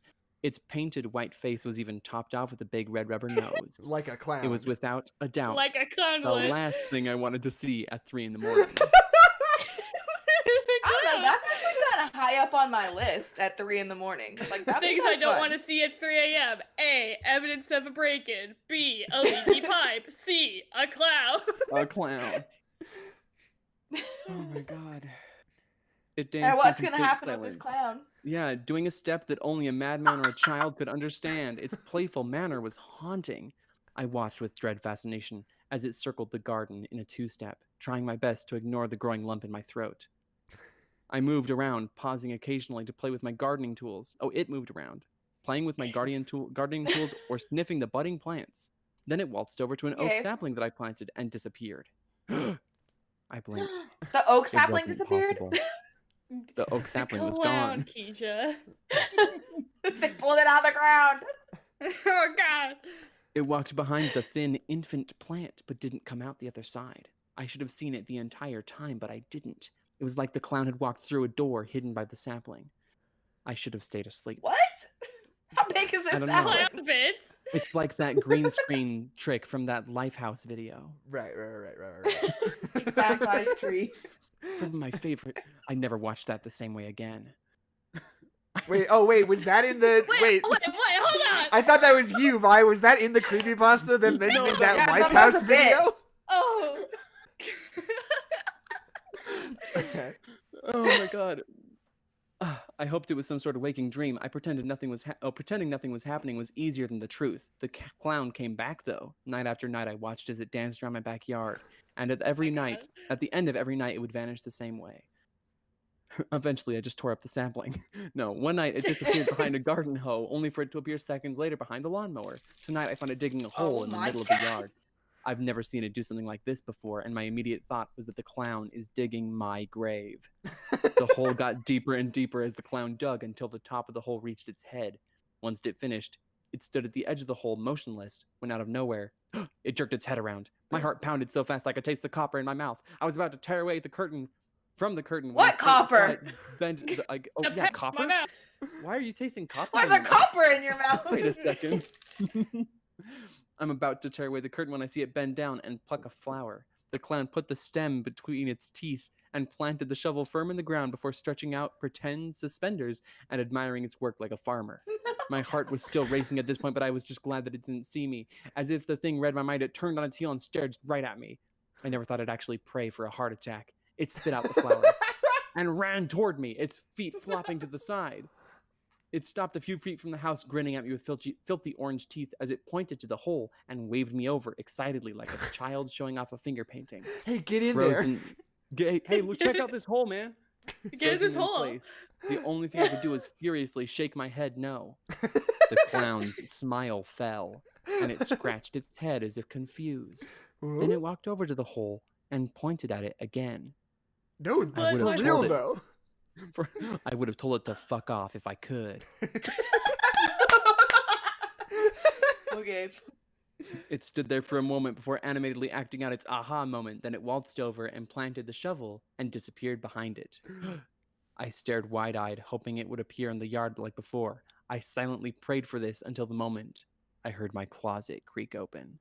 I should have stayed asleep. Oh, no. Original author, Mr. Bobus, tags creatures sleeping. They always do that. These creepypastas, they can't ever, they always think the, like, ambiguous ending is so scary. But, like, what this story was like, I woke up and there was a clown in my yard, the end. Like, yeah. And it's just up to my you. interpretation? I think this is a better version of this story. It's basically the same. But when the clown walks through the closet, he's like, hey, my guy, I noticed that you also have insomnia around the same time as I do. The way that I handle my insomnia is I garden. And I saw that you had a really nice one. I was wondering if maybe from now on we can just be gardening buddies and we can work together because it's really hard and I get lonely and maybe it'll help both of us go back to sleep. The end. The end. I think that's better. I think that's none better. of these creepypastas ever have like a good elevator pitch, you know? It's like, what's the hook of this one? It's just like there's a clown. Scary gardening clown demon. There's a clown no, and it's scary. Not even a scary clown. It's a regular clown doing regular clown things. Yeah, absolutely. No, it's a regular clown gardening. This is not regular clown thing. The only scary thing about this is that it's 3 a.m. and maybe you didn't invite that clown, but he's not in your house. He's just outside. Right. Not till the end, though. No, see, maybe. then he's coming. Maybe. Maybe, yeah. You just heard your closet. Maybe there's a draft. Who knows? my dead parents were in the closet. No. Oh no. My dead parents, but it was a dream, and I. Oh, that's the classic ending. But yeah, every one of these creepypastas we read always ends with, and then it went away, and I thought it was good until it fucking came back. What? Came back, and it was bad. Yeah. And then it was bad. Oh no. Okay. Maybe being killed by a demon is bad? These are but I'm not like other girls. I'm not scared by like slender men or big dogs. I'm not scared of those scared things. of normal things. Like I ain't ever had signs a of a thing breaking happen to me. downstairs or sounds of a leaking pipe. Those are the things I put my I'm middle scared finger of. up at them. I'm not scared of no things. So hey, would you guys wait? First things Plug. first. I'm gonna say, Gotta find Aunt May. hey, thanks for listening. And next week we are going to be covering our final Best Picture nominee. I don't know, unless someday in the future after the award ceremony we decide to do that. Doubt it though. I don't think we're going to be doing a Promising Young Woman episode a year from now. I would love to. Though. I love Promising Young Woman. I watched it last night. Yeah? Okay, we can talk about it later. I watched it again last night. So the next week we're doing Sound of Metal with Anna Maguire. Very exciting, cool stuff. And I hear she's pretty cool. Now I'm gonna swing it to Kezia. Kezia, you do you. thank you for listening to our podcast. If you would like to join us for more conversation, you can join our Discord. Link is in the description. There's been lots of talks about other podcasts on there, and also just more Kong versus Big Scaly Lizard Boy memes. Very important conversations. Maybe we'll talk about war now. Who knows? You can also follow us. Maybe. For war conversations? Click the link down below. World of Warcraft. Whoa. Hey. Minecraft. World of Minecraft. Do you think orcs deserve rights? Comment down below. Or in the comments, let us know if you should talk about Carrie in a. Now I really want to. We've got opinions about Carrie, I guess. Adeline and I have different opinions on Carrie, and apparently strong. So, we didn't realize we felt so strongly about Carrie until it was too late. We didn't know. It happened casually, and then it wasn't casual. That's exactly what if you'd like to, Carrie. You can let us know on Twitter at NoNerdsPod. You can also follow Jackson at Jepperpack. You can follow Adeline at Horse, and you can follow me at the Twitter account that I made that I did specifically so I could vote for King Kong in our previous poll. Jesus, but I'm not gonna post anything on it. And then Vi, will you tell us about any things that you'd like to plug or whatever? Plug yourself. I'm over at Collabs Without Permission on YouTube, and you should go watch that to hear about indie tabletop games reviewed in a way that cinematically puts you in the world of the game I'm reviewing that month. Or you can just follow me on Twitter for, tabletop retweets and stuff at I'm a Waffle Bunny. That is my @ I'm a Waffle Bunny. And that's me. You should be too. Thank you for being on our podcast. We really appreciate your Thank you for inviting me. I hope that you all I have plenty of feedback after we hang up this call. Please leave us a review on Yelp. I hope that you all invite me back for the Carrie episode. Maybe. There we go. Yeah, we'll see. I guess we have to do it. Put on the books for real. I don't know. I guess we have to do a Carrie episode now. Whatever. I mean, it's fine. Yeah, Vi's in for the Carrie episode. I just don't know where it's gonna fit on our busy schedule. It's in October. We'll do it for Halloween. Oh, that's true. Yeah. We do need a Halloween episode. We do Halloween. We do Halloween month, Jackson. Right.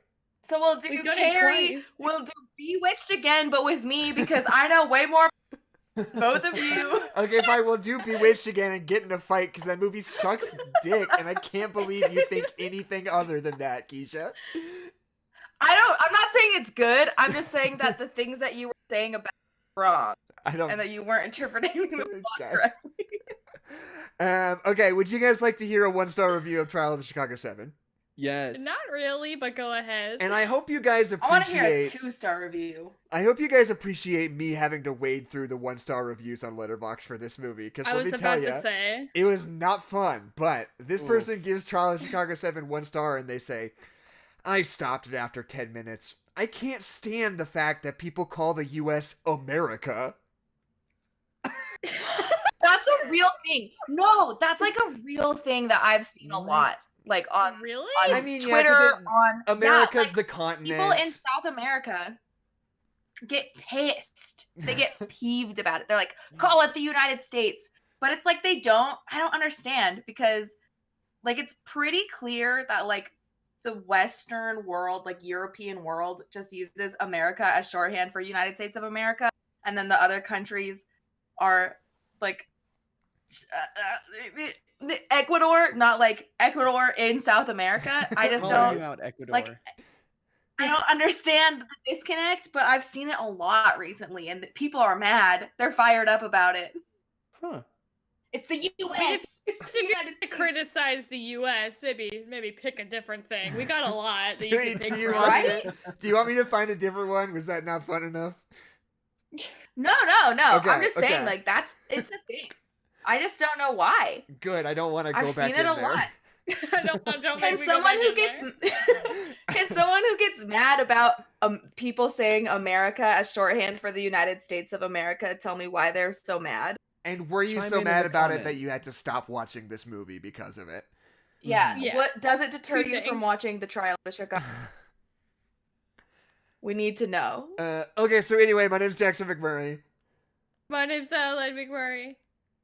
My name's Kezia Rhodes. And my name's Vi Huntsman. And this has been No Nerds Allowed, and keep it salty out there, fellas. Sailors. That's our new sign off. Sailors. Oh, sailors. Oh. Keep it salty that's out the there, news. sailors. I'm gonna say that for sure from now on. Yeah, you definitely are. I can tell. People I don't are like gonna be it. like, "What's the story behind that?" And I'll be like, "Literally, absolutely none. It's just something I decided I wanted to say one day, and now it's a staple of our podcast forever." No, I'm gonna quit if that's the truth. It's pretty I good cannot go though. on. You don't like keep it salty Is out it? there, sailors? That's pretty good. I don't know. The more you say it, I guess I kind of. Yeah, it's good. I guess Keisha, it's you're the one that alright. said sailors, Yeah. right? Keisha, was that I you? know.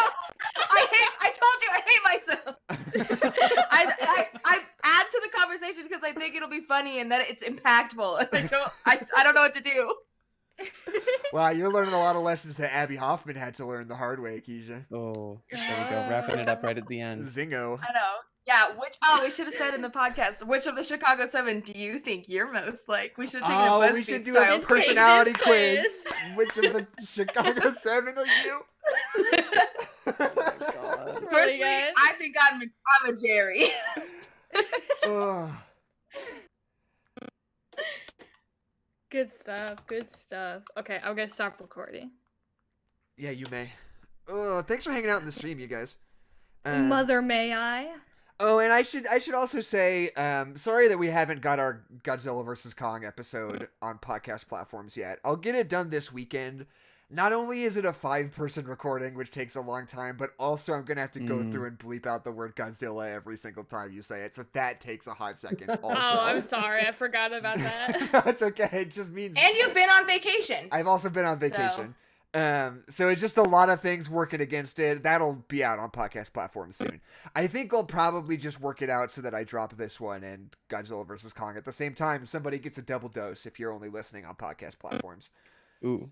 But Why are you bleeping out Godzilla? because So we bleep out. I can do it. I can explain it. We just What is going on? we get in really heated arguments about kaiju a lot. Oh, So, it's the to kaiju deter- thing again. Oh my god, you guys.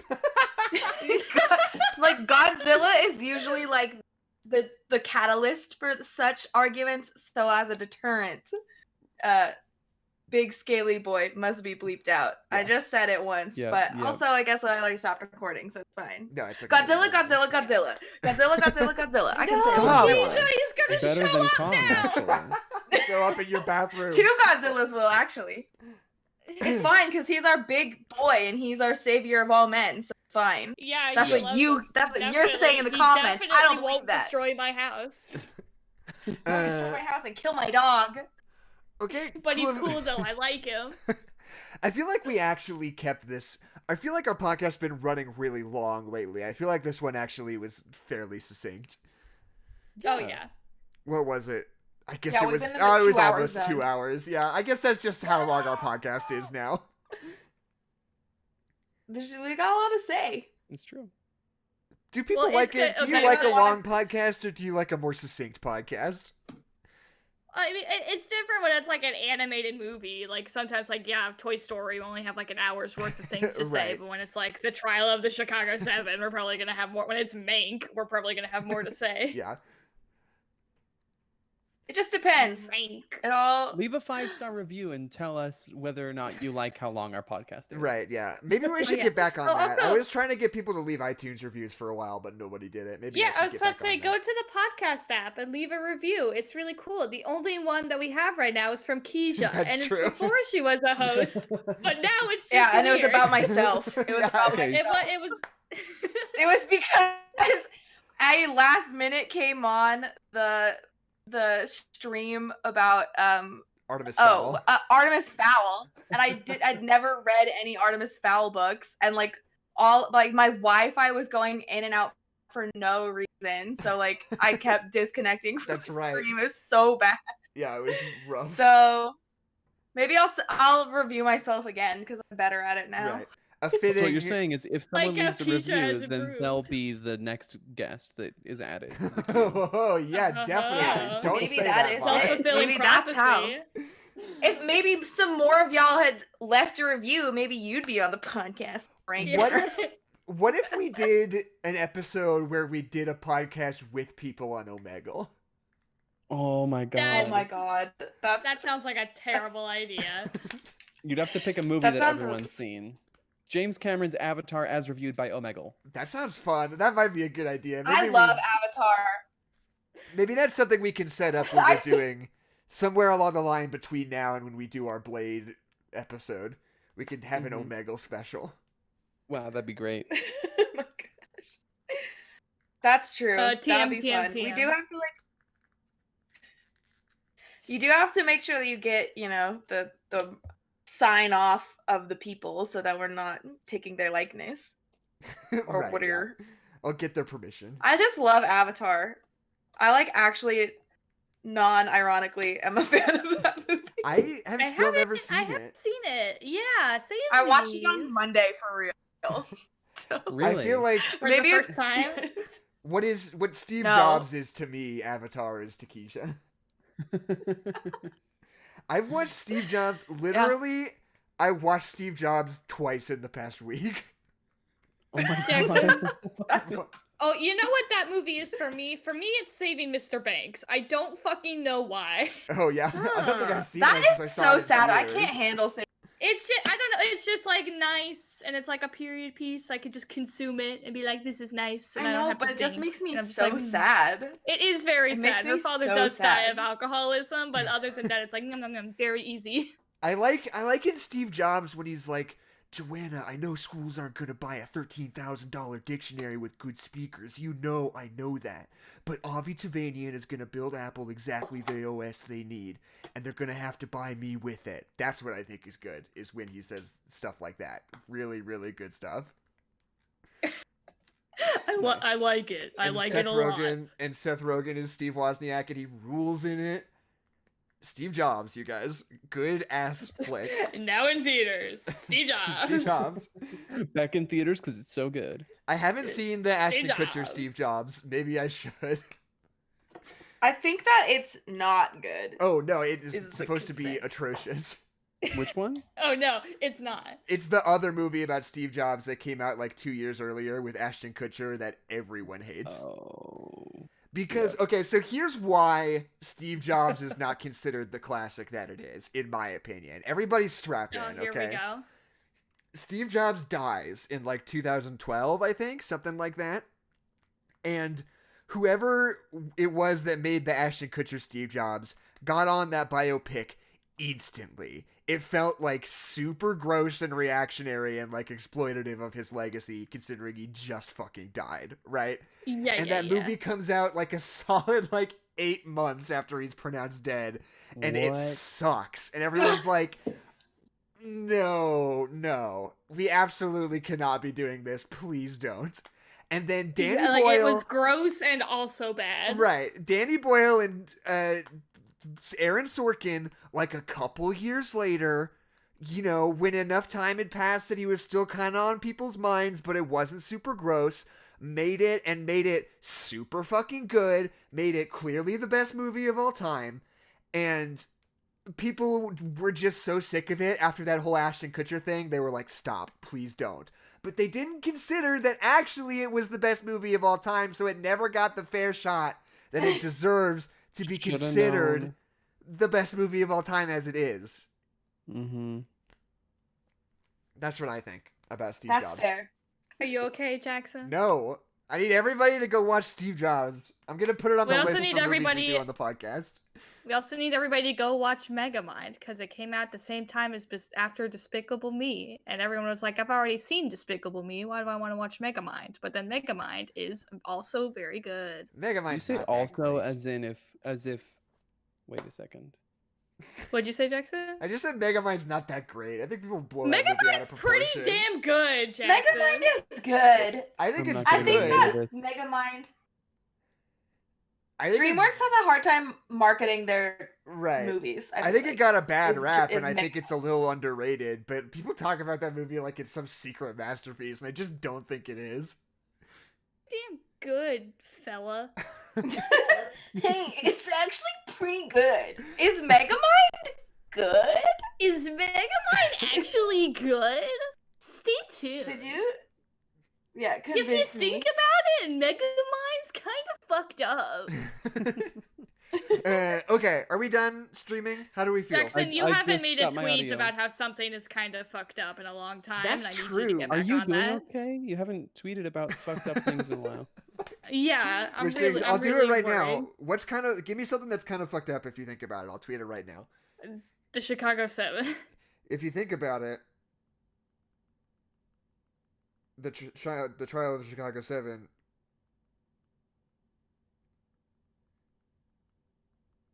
Seven is kind of fucked up. Tweeted. Boom. Boom. Good. Okay, everybody go like that tweet, please.